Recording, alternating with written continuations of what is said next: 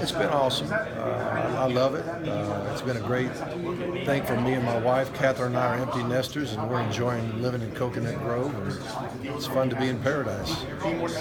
What's your thoughts on a lot of the rule changes that have been discussed this week? Yeah.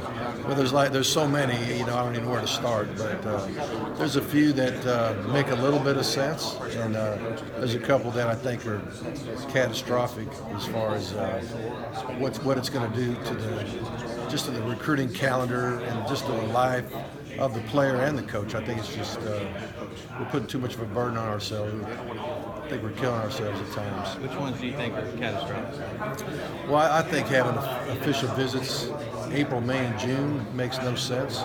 So you got April, May, June, you got September, October, November, December, January, February. You got 8 months a year you're going to have official visits. I mean, it puts a burden on your coaches, puts a burden on your academic staff, your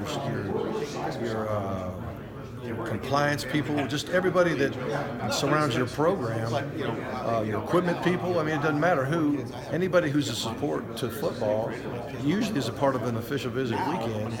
And if you're going to pull everybody out every single weekend, and I know we can choose whether to or not to, but when you open up Pandora's box to do that, it's just going to put a tremendous burden on everybody, and it's not needed. Plus, you're going to have it back then, and the signing dates, first one's not till December. I mean, some of us thought it might be a decent idea if there was a signing date in July. It might have made sense to have a visit in the spring, but now you're going to have it in the spring, and no one's going to sign until the earliest in December. It makes no sense to any of us in our league, I can promise you that.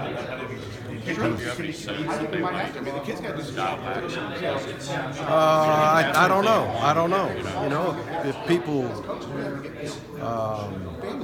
voice their displeasure with it and give good reasoning behind it, then a lot of times things do change on a quick basis. Some rules you don't know what the unintended consequences are. We think this was pretty obvious. Sometimes you got to live it out. This one here, we think living it out might kill us. So you got a year to get it fixed, or 10 months, or 8 months. Well, we'd like to get it fixed, sooner than later. With freshman eligibility, how do you feel like that could help a young player who maybe isn't ready early on, but is by mid-season or later? I think it's a good rule. We think it's a great rule. We're all for it. I don't think there's any coach in the room that wasn't for that. It makes good sense. You've got an indoor practice facility coming up in the next couple of years. How does that help from just a day-to-day practice and also for recruiting? Oh, yeah. Our indoor facility is very much needed, and it's on the way, and we're excited about it. So thankful to the Sofer family who gave the lead gift.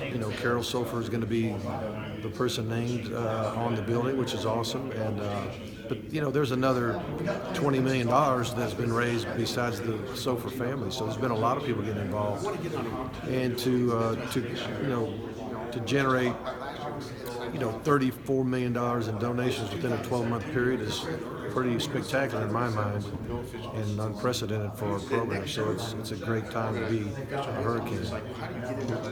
Would you like to see that official visits not happen at all, or just tweak down to not happen at all? We think they're not needed. We think they're not needed. Not with a December date. Not with the December date, correct. Do you like the December date? Would you like to see that?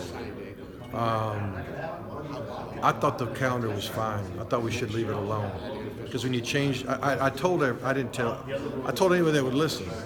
If we move the signing date up, the next thing everybody's going to want is official visits in the summer or spring or whatever it's going to be. And that's what happened. I think it's a mistake, and I think most coaches would say that it's a mistake. The coaches come to anything today that you might recommend? I'm just trying to think of what. I mean, that was the biggest one. We think taking this individual associated with the prospect rule, you're trying to keep third parties out of recruiting. We don't think the high school coach is a third party. We think they're the person we need to be empowering with the player. We've been fighting for that for years. All these combines and all that stuff we refused to go to, that was us deciding we don't want other people to have to talk to about the players besides their parents and their coach. Now we're asking, we've just taken away the high school, a lot of the high school coaches' contact with that player. I mean, how many times would a coach bring a group of kids to a camp and bond with his team and have a relationship with his team? Now he can't do that because we're not going to hire him in case he's got a 10th grader that might be a guy we're going to recruit. You know, the thing that I think we were trying to accomplish, or somebody was trying to accomplish, did just the opposite. If those kids still get to those camps, how are they getting there? I don't know. And that's the problem. We don't know.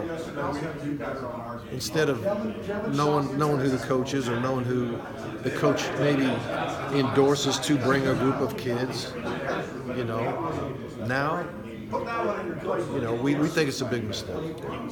Are you upset with both ends of the rule, including that you can't hire them for the off-field role permanently, or is it more the camps do it? Well, that part, I can't even imagine it holding up in a court of law, to be honest with you.